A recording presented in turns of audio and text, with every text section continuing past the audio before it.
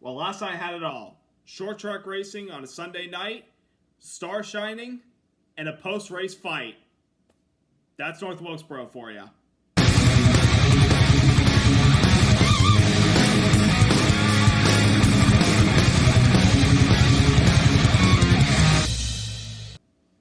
Hey there, race fans. It's Race Day Top 5 with me, Frank 5.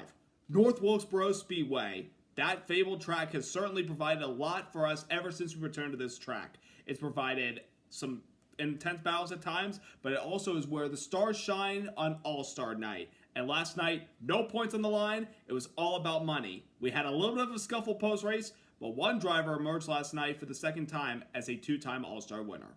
Let's get into all that went down last night at good old North Wilkesboro. Number 1, Logano, $1 million richer. Joey Logano captures his second career All-Star race victory by holding off Denny Hamlin, Chris Buescher, Kyle Larson, and Ryan Blaney to win last night's All-Star race at North Wilkesboro Speedway. And Logano did it in dominating fashion. Started on the pole after having a really good pit stop during the Pit Crew Challenge, and based on how they formatted the start of the race because the heat races were canceled due to weather on Saturday, Logano showed strength right from the get-go. When they dropped the green flag, the 22 car in that clean air did everything right. Despite a couple challenges from many drivers like Denny Hamlin and Christopher Bell and Kyle Larson and Chris Buescher and his teammate Ryan Blaney, Logano did not give in to the pressure from behind and held his ground the entire race. That 22 car was out front last night for all but one lap of the race. That 22 certainly had the speed in that race car. Even when they were racing 3 wide in the early part of segment number 2 with Denny Hamlin and Christopher Bell, Logano still came out on top as they exited 3 wide off of turn number 2.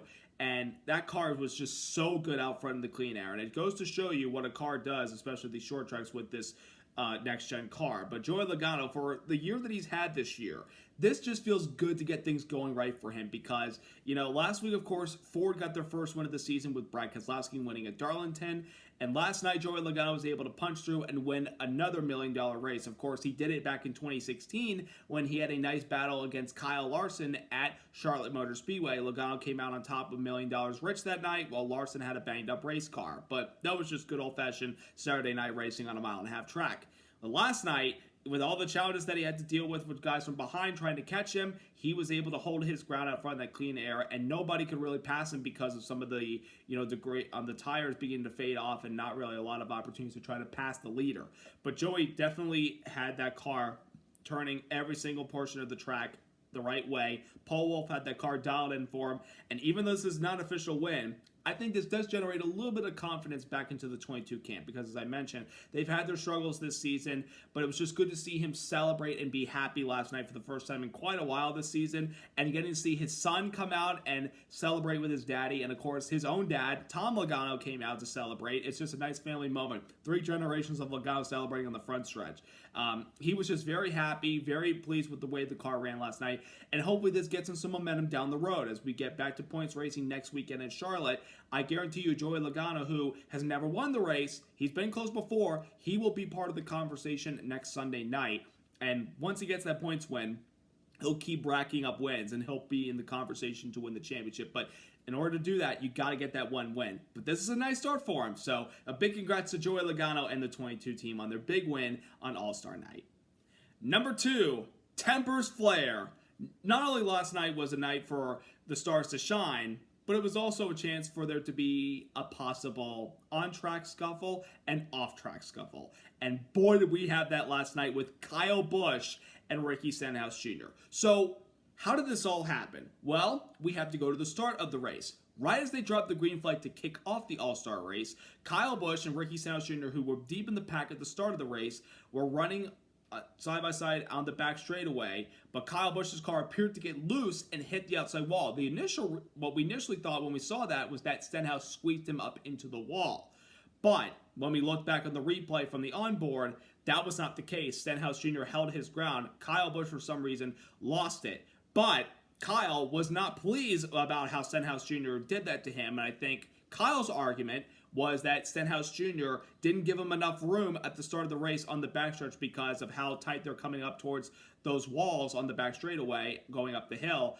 And Kyle Busch retaliated after lap 1 and got into Stenhouse Jr. a little bit and nudged and turned Stenhouse into the outside wall. Not even two full laps in the race. And Stenhouse Jr.'s car is a wrecked race car, and his night was officially over. And obviously, he was not happy with Kyle Busch about that. So, how did it all escalate? Well, he started by parking his car literally in Kyle Busch's pit box after he knew that his night was basically over. And he went up to have a conversation with crew chief Randall Burnett and team director Andy Petrie of racing competition to kind of vent his frustration. But, they just shrugged him off saying, we're not the ones in the car, and we felt like you didn't give us enough room. So you're, complaining about nothing. But Stenhouse Jr. does have a right to be a little bit upset with that because he felt like he got wrecked for no reason, but the 8 team saw otherwise. But Stenhouse Jr. in his interview after the wreck was not pleased with how Kyle did that to him, and he said,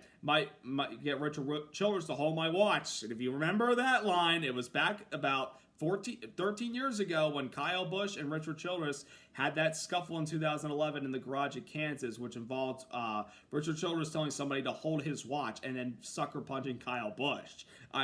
We still don't know the full events of all what happened that day. We can believe what we want to believe, but it did make for some entertaining newspaper headlines that day. But Stenhouse Jr. unfortunately could not leave the racetrack because the only way in or out of the track was the gate on the back straightaway. And NASCAR's not going to red flag the race and stop it so the 47 can pack up and leave the track like everybody else. All the cars that didn't transfer into the All-Star race or the Open had to stay in the infield that night. What are you going to do? You're going to have to keep your hauler in there and wait till the race is over before everybody can vacate the premises. So Stenhouse Jr. had to wait all those 2 hours or hour and 45 minutes to wait once the race was officially over and wait to go talk to Kyle Busch. Well, once the race was completed, Kyle Busch ended up finishing 10th. As he was walking back to the hauler, Stenhouse Jr. in his change of clothes was right there waiting for him and asked him right straight up what happened about that. And Kyle said, "You squeezed me in the wall." And Stenhouse said, "Go look at the replay. I did not touch you." And Kyle said, "I feel like you didn't give me enough room." And Stenhouse said again, "Go look at the replay." And then all of a sudden, he swung at Kyle Busch, and a fight escalated in the garage area with a lot of people getting in the middle of it. There were reporters in the background. Fox's own Bob Pockers was in the middle of it, but he was able to get away from the fisticuffs once this fight started to escalate. But everybody, the 8 crew, the 47 crew, they were all going at it back there. Even Ricky Stenhouse Jr.'s dad had to get into this and try to throw a punch at Kyle, but then Kyle threw a punch back at him.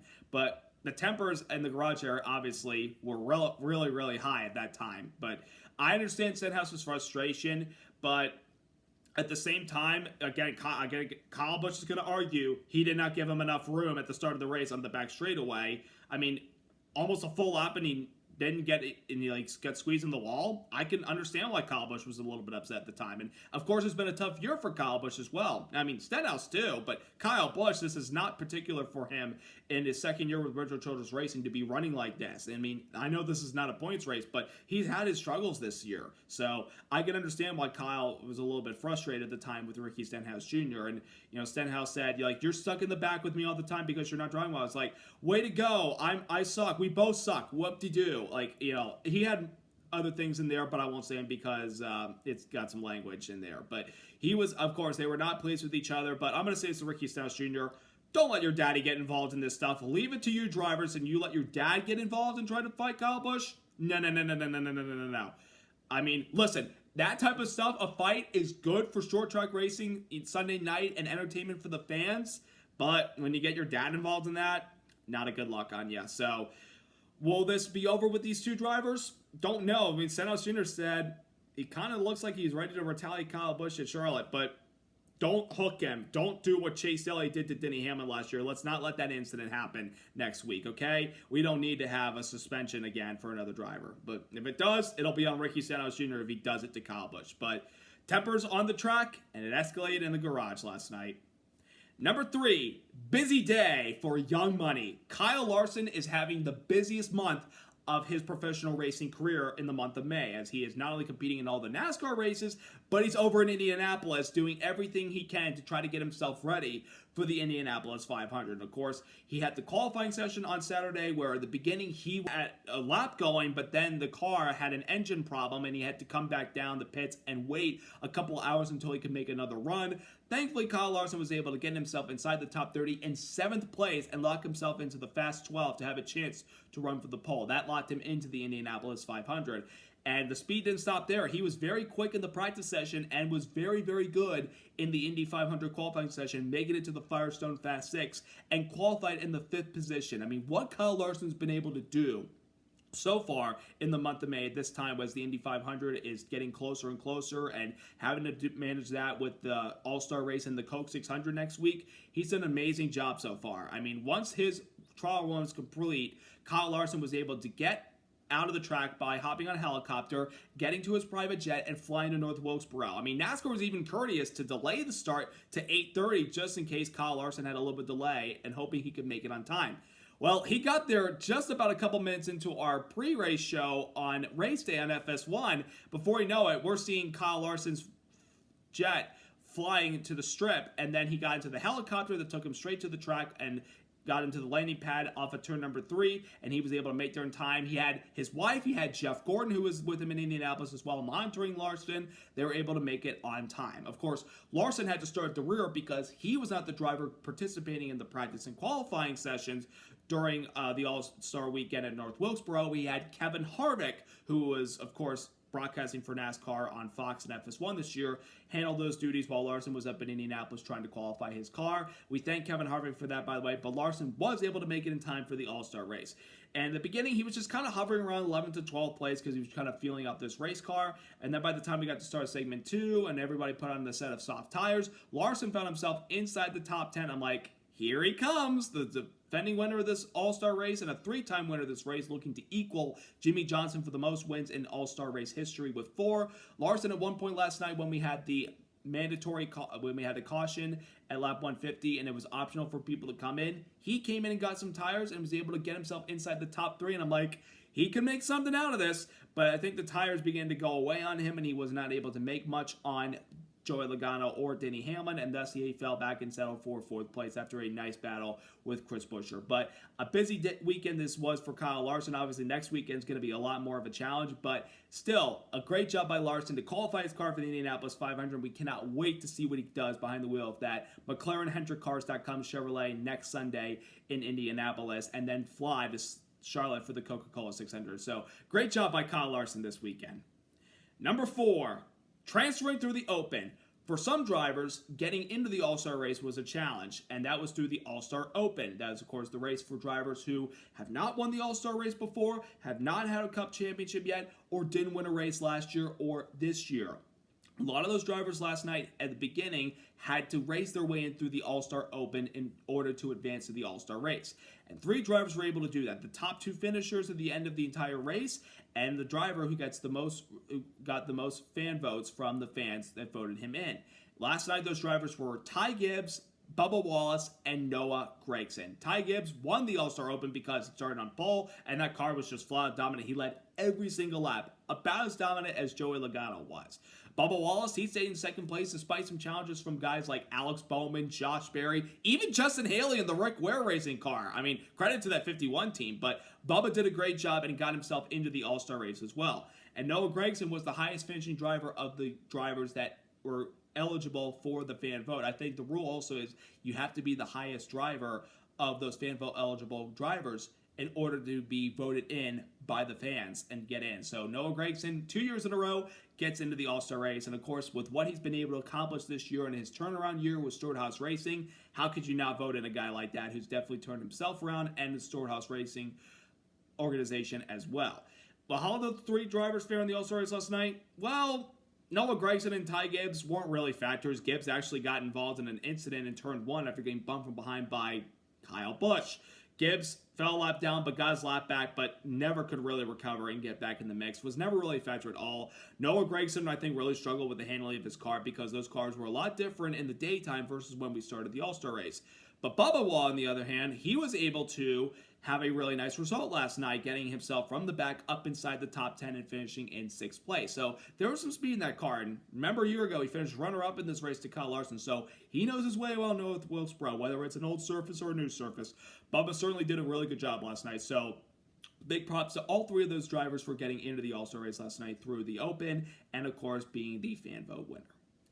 And number 5, new surface and new tire compounds. This weekend in North Wilkesboro, we returned to the track that had a new facelift. After last year's race was, well, even though it was nostalgic to return, the racing wasn't really that good, particularly for the All-Star race.